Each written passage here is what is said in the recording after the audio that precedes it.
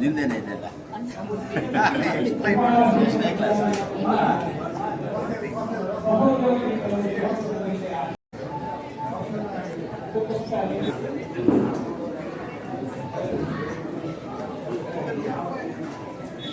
ಬಹಳ ವಿಶೇಷವಾದ ಕಾರ್ಯಕ್ರಮ. ಅವರು ನನಗಿಷ್ಟು ವಿಶೇಷವಾಗಿ ವಿಜ್ಞಾನಿಗಳಿಗೆ ಸನ್ಮಾನ ಕಾಣಿಸುವಂತಿತ್ತು.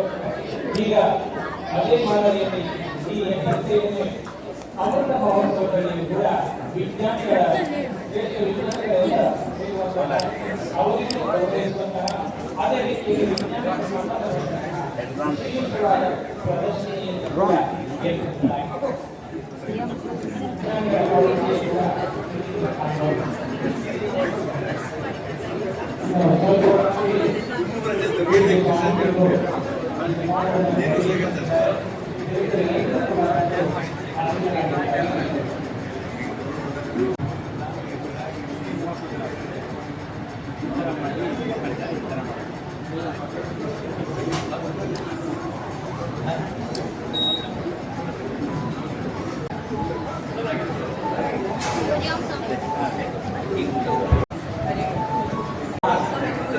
ಎಲ್ಲರೂ ಕೂಡ ಈ ಒಂದು ಸಮಾರಂಭದಲ್ಲಿ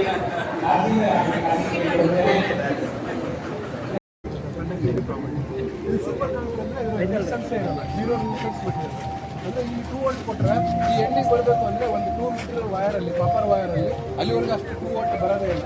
ಲಾಸ್ ಆಫ್ ಇಂಟರ್ನಲ್ ರೀಸನ್ಸಿಂದ ಲಾಸ್ ಆಗಿದೆ. ಆದರೆ ಶಾರ್ಟ್ ಆಫ್ ಮಾಡಿ ಟ್ರಾನ್ಸ್ಫರ್ ಮಾಡಿ ಈ ಒಂದು ಸೂಪರ್ ಕಂಡಕ್ಟರ್ ಬ್ಯೂಟಿ ಏನು ಅಂತಂದರೆ ಇದು ಡಯಾಮ್ಯಾಗ್ನೆಟ್ and it levitate on the magnet, it expels to that, and this one is, you know, and he has published more than 1822 research papers, and for that he has received 86 of honorary doctorate. Because as I come from the same center, I was with Mr. CNR Rao. Now I am working on the room temperature superconductor. 6, 5, 4, 3, 2, 1.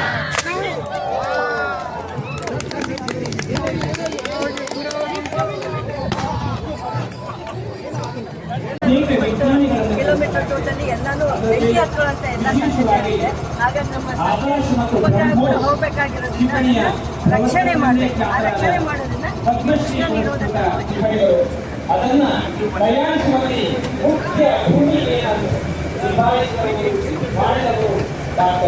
ಸೌಲಭ್ಯ ವಂಚಿತರಾಗಿರುವಂಥ ಗ್ರಾಮೀಣ ಪ್ರದೇಶದ ಮಕ್ಕಳನ್ನೇ ತಲುಪಬೇಕು ಅನ್ನೋ ಉದ್ದೇಶದಿಂದ ಹೇಳೋದು ಅತಿ ಕಡಿಮೆ ವೆಚ್ಚದಲ್ಲಿ ಕಟ್ಟಿದಂಥ 57 ಕೋಟಿ ಕಿಲೋಮೀಟರ್ ದೂರದಲ್ಲಿರೋದು. ಇದು ನಾವೇನಾದರೂ ಹನುಮಂತರ ಥರ ಆಂಜನೇಯನ ಥರ 36,000 ಕಿಲೋಮೀಟರ್ ಜಿಗಿದ್ರೆ ಅದ್ರ ಮುಂದೆ ನಿಂತ್ಕೊಂಡ್ರೆ ಏನಿಲ್ಲ ಅಂದರೂ ಒಂದು 6 ಮಾಡಿಯಷ್ಟು ಉದ್ದ ಇದೆ ಸಾಧ್ಯ. ನೋಡಿ ಆರ್ಯಭಟ ಯುವಾತ್ರ ಮಾಡಿದಾಗ ಕೇವಲ 1000 kg 6,000 ಕಿಲೋಗ್ರಾಮ್ ಅಷ್ಟು. ಆರ್ಯಭಟ 358 ಕಿಲೋಗ್ರಾಮ್ ಅಷ್ಟೇ. ನೋಡಿ 6,000 ಎಲ್ಲಿ ಬಂದ್ಬಿಟ್ಟಿದ್ದೀವಿ ಇಂಡಿಯಾದಲ್ಲಿ. ಇದು ನಮಗೆ ಇವತ್ತಿನ ದಿನ ಎಲ್ಲರೂ ಹೋಗ್ಬೇಕಾದ್ರೆ ಯಾರು ಅಡ್ರೆಸ್ ಕೇಳೋದಿಲ್ಲ. ನಿಮ್ಮ ಲೊಕೇಶನ್ ಕಳಿಸಿದ ನಾವು ಬಂದಿದ್ದೀವಿ. ಶ್ರೀಪಜ್ಯೋತೆ ನಮೋಸ್ತುತೆ, ಶ್ರೀಪಜ್ಯೋತೆ ನಮೋಸ್ತುತೆ, ಶ್ರೀಪಜ್ಯೋತೆ ಪರಬ್ರಹ್ಮ, ಶ್ರೀಪಜ್ಯೋತೆ ಜನಾರ್ದನಃ, ಶ್ರೀಪಜ್ಯೋತೆ ಪರಬ್ರಹ್ಮ, ಶ್ರೀಪಜ್ಯೋತೆ ಜನಾರ್ದನಃ, ದೀಪೋ ಹರತು ಮೇ ಪಾಪಂ, ಸಂಧ್ಯಾದೀಪ ನಮೋಸ್ತುತೆ, ಶುಭಂ ಕುರು ತ್ವಂ ಕಲ್ಯಾಣಂ, ಆರೋಗ್ಯಂ ಧನ ಸಂಪದಃ, ಶುಭಂ ಕುರು ತ್ವಂ ಎಲ್ಲರಿಗೆ ಭಕ್ತಿಪೂರ್ವಕ ಪ್ರಣಾಮಗಳು. 1950 ಸ್ಥಾಪಿಸಿದರು.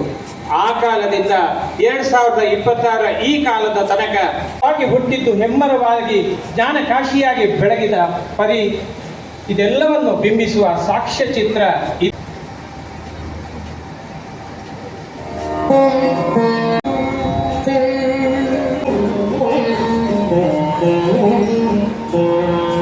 ಅಳಿಸಿ ಹೋಗುತ್ತವೆ. ಆದರೆ ಸಮಾಜದ ಉದ್ಧಾರಕ್ಕಾಗಿ ತಮ್ಮ ಇಡೀ ಬದುಕನ್ನೇ ಮುಡಿಪಾಗಿಟ್ಟ ಮಹನೀಯರ ಕೀರ್ತಿ ಅಜರ. 2 ಕಣ್ಣುಗಳಂತೆ ಭಾವಿಸಿ ಅಜ್ಞಾನದ ಕತ್ತಲೆಯನ್ನು ಸೀಳಿ ಜ್ಞಾನದ ಬೆಳಕನ್ನು ಬೀರಿದ ಅಪೂರ್ವ ಸಂತರಿಂದಲೂ ಮಾನ್ಯವಾದ ಭಗವದ್ಗೀತೆಯಲ್ಲಿ ಕೃಷ್ಣ ಒಂದು ಮಾತು ಹೇಳಿದ್ದಾನೆ, ಎಲ್ಲರಿಗೂ ಅನ್ವಯವಾಗುವ ಮಾತು. ಏನು ಅಂತಂದರೆ, ನಿನ್ನಷ್ಟಕ್ಕೆ ನೀನು ಇರುವುದು ಅಂತ ಮಾಡಿಕೊಳ್ಳಬೇಡ. ನೀನು ವೈದಿಕನಾಗಿರಬಹುದು, ಲೌಕಿಕನಾಗಿರಬಹುದು. ದೇವರು ನನಗೆ ಬೇಕಾದಷ್ಟು ಕೊಟ್ಟಿದ್ದಾನೆ, ನನ್ನನ್ನು ಚಂದ ಇಟ್ಟಿದ್ದಾನೆ. ಹೆಂಡತಿ ಮಕ್ಕಳು ಗಂಡ ಇವರೆಲ್ಲ ಹೇಳಿದಂತೆ ಕೇಳ್ತಾರೆ.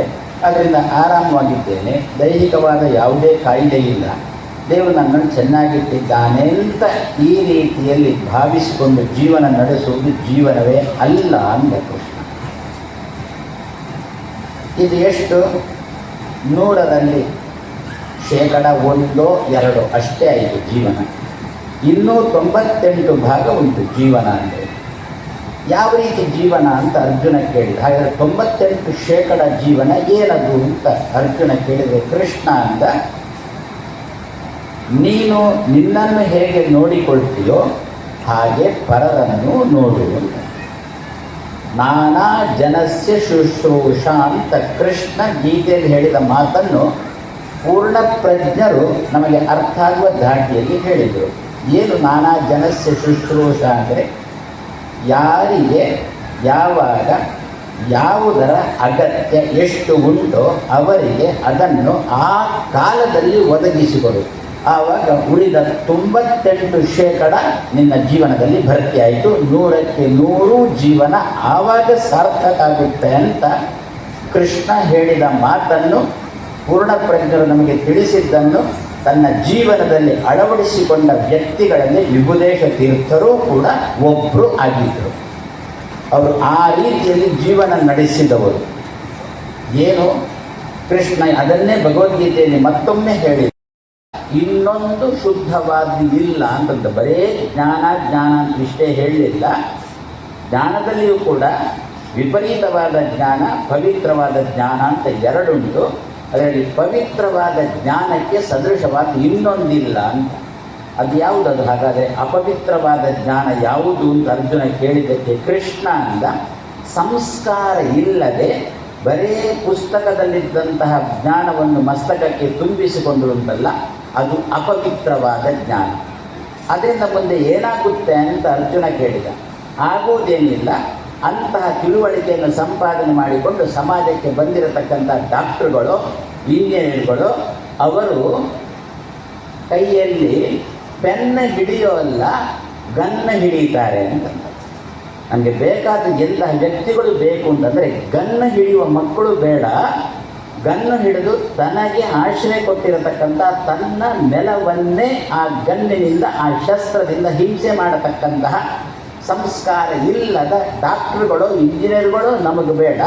ನಮಗೆ ಬೇಕಾದದ್ದು ಎಂಥವು ಅಂತಂದರೆ ಸುಸಂಸ್ಕೃತರಾಗಿ ಜ್ಞಾನ ಸಂಪಾದನೆ ಮಾಡಿ ಶಾಸ್ತ್ರವನ್ನು ಹಿಡ್ಕೊಂಡು ಸಮಾಜವನ್ನು ತಿದ್ದತಕ್ಕಂತಹ ಕೆಲಸ ಮಾಡುವ ವ್ಯಕ್ತಿಗಳು ಪವಿತ್ರರಾದ ಜ್ಞಾನಿಗಳು. ಇಂತಹ ಜ್ಞಾನಿಗಳನ್ನು ತಯಾರು ಮಾಡಬೇಕು ಅಂತ ಹೇಳಿಕೊಂಡು ಕೃಷ್ಣ ಕೊಟ್ಟ ಸಂದೇಶವನ್ನು ವಿಭುದೇಶ ತೀರ್ಥರು ಆರಂಭ ಮಾಡಿದ್ದೇ ಅಗಮಾರಿನ ಈ ಹಳ್ಳಿ. ಅಂದರೆ ಓದಲಿಕ್ಕಂತೂ ಸುಮಾರು 1000ಕ್ಕಿಂತ ಜಾಸ್ತಿ ವಿದ್ಯಾರ್ಥಿಗಳು ಓದ್ತಾ ಇದ್ದರು.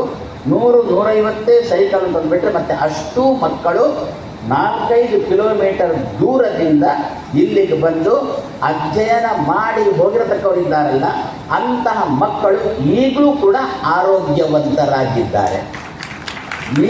ಈಗ ಬಸ್ಸಿನಲ್ಲೋ ಅಥವಾ ಸ್ಕೂಟರಲ್ಲೋ ಸೈಕಲಲ್ಲೋ ಬರತಕ್ಕಂತಹ ಮಕ್ಕಳು ಈಗಲೇ ಮುದಿತನವನ್ನು ಪಡ್ಕೊಳ್ಳಿಕ್ಕೆ ಆರಂಭ ಆಗಿದೆ. ಹಾಗಾದರೆ ಈ ದೃಷ್ಟಿಯಿಂದ ನಮ್ಮ ಮಕ್ಕಳು ಮಾನಸಿಕವಾಗಿ ದೈಹಿಕವಾಗಿ ಎರಡೂ ರೀತಿಯಲ್ಲಿ ಆರೋಗ್ಯವಂತರಾಗಿರಬೇಕು ಎನ್ನುವ ದೃಷ್ಟಿಯಿಂದ ಯಾವುದೇ ರೀತಿಯಾದ ವಾಹನಗಳ ಸೌಲಭ್ಯವನ್ನು ಮಾಡದೆ ಕೇವಲ ಶಾಲೆಯನ್ನು ಕಟ್ಟಿ ಮಕ್ಕಳು ನಡ್ಕೊಂಡು ಬಂದು ತಾವು ಅಧ್ಯಯನ ಮಾಡಬೇಕು. ಆವಾಗ ಮಾತ್ರ ಅಧ್ಯಯನದ ರುಚಿ ಏನು ಅಂತ ಗೊತ್ತಾಗುತ್ತೆ. ಕೆಲವರು ಎಣಿಸ್ಬೋದು, ವಿಭುದೇಶ